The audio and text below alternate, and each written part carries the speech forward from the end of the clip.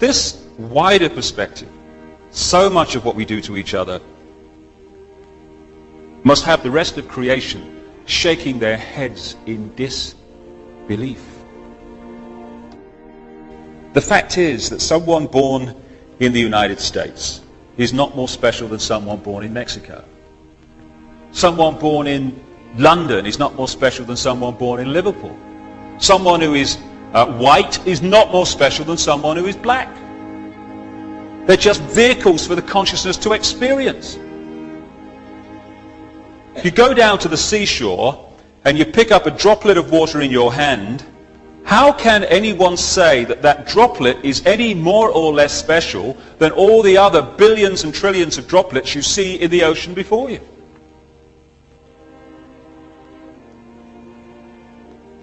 So when I began to understand all this and appreciate this other explanation to dogmatic religion and this world is all there is science, I started to ask a few questions of this situation. Like, how come that this explanation, at the very bottom line least, is as credible as the other two?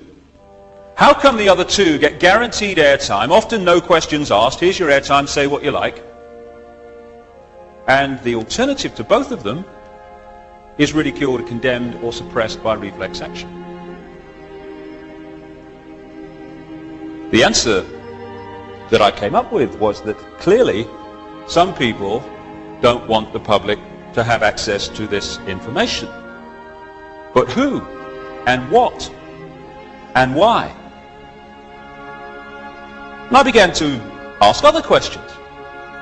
Like, I don't know about you, but I've met a lot of people in my life, and I can't, to my knowledge, recall anyone who wanted a war, who had any interest in wars, who felt that wars were anything but horrific and to be avoided. So I thought, how come the world's been awash with wars throughout the century? Who's behind them? Or what? Or why? Then I kind of looked at this economic system that controls the world. An economic system that is so sane that the more successful it is in its own terms, the quicker it destroys the planet. It's the perfect environmental and human assassin. It insists every year that we take more from the earth even quicker, turn it into even more things, sell even more things, consume even more things, throw away even more things, to worship the real God of the modern world, economic growth. It insists that every year 20% of the people of the world consume 80% of the resources, while leaving the other 80% to get by on the other 20%. Crazy. Of course it is. But that's the economic system, take, make and throw away, that controls your life and mine. And that of 6 billion people nearly. So I thought, what's behind this self-destruction? Or who and why? I started to look at some of the other conventional wisdom that we pass on from generation to generation as the only way of doing things in this world. The wisdom that says, even though the economic system that I've just described is dismantling this planet, you ask a politician of any party anywhere in the world, what do we do to get out of this environmental situation? And they will say we must have more growth to raise the money to spend on the environment. If I said to you the way to put out a fire is to pour more petrol on it, you'd say he's out of his mind. But that's what the politicians are saying when they say about more growth to sort out the environment. It's conventional wisdom that it's fine to treat animals as mere commodities, to be made as fat as possible, as quick as possible, on as little food as possible.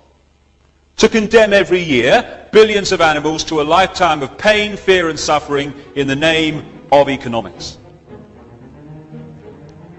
You're sane if you judge your success in healthcare not by how many people are healthy, but by how many diseased people you manage to treat.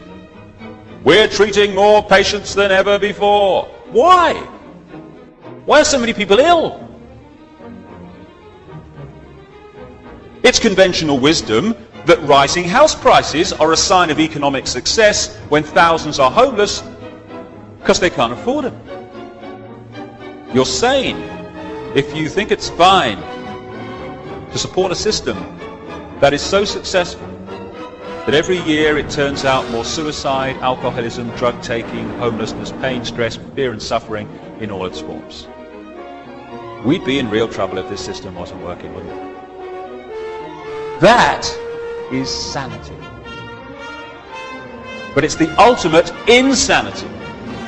So who's behind it? Or what and why? I began to realize too that against the background of this utter self-destruction, on this same planet is stunning wisdom. And I began to see also that there is a great difference between cleverness and wisdom. They're not the same thing. This system's very clever, but it isn't very wise, and it's the lack of wisdom that is the problem. And I began to see that what we call wisdom is often not found in this state-of-the-art letters after their name system. It's actually found in the native peoples that this system would see as backward. Piece of Native American wisdom, what have become known as American Indians. When you have cut down the last tree and poisoned the last river, you will know that you cannot eat money. That's wisdom. And there's another piece of very famous American Indian wisdom. In 1854, the American government made an offer for Indian land.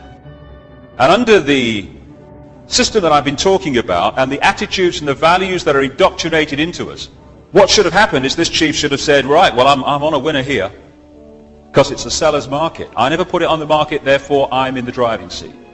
So what I'll do is duck and weave and I'll crack on. I don't want to sell, get them to push up the price, and at the moment that I think they're going to pull out, I'll put out my hand and say, you've convinced me. And people will think, oh, what a great businessman he is, that chief. Fantastic. If he's something in the city, he will. But there's another value system on this planet also. A value system that said this in terms of this chief. How can you buy or sell the sky? We do not own the freshness of the air or the sparkle on the water. How then can you buy them from us? Every part of the earth is sacred to my people, holy in their memory and experience. We know the white man does not understand our ways. He's a stranger who comes in the night and takes from the land whatever he needs. The earth is not his friend, but his enemy. And when he's conquered it, he moves on. He kidnaps the earth from his children. His appetite will devour the earth and leave behind a desert. If the beasts were gone, we would die from a great loneliness of the spirit. For whatever befalls the earth, befalls the children of the earth. It's sobering to think that those words were spoken in 1854, when you look what has happened since.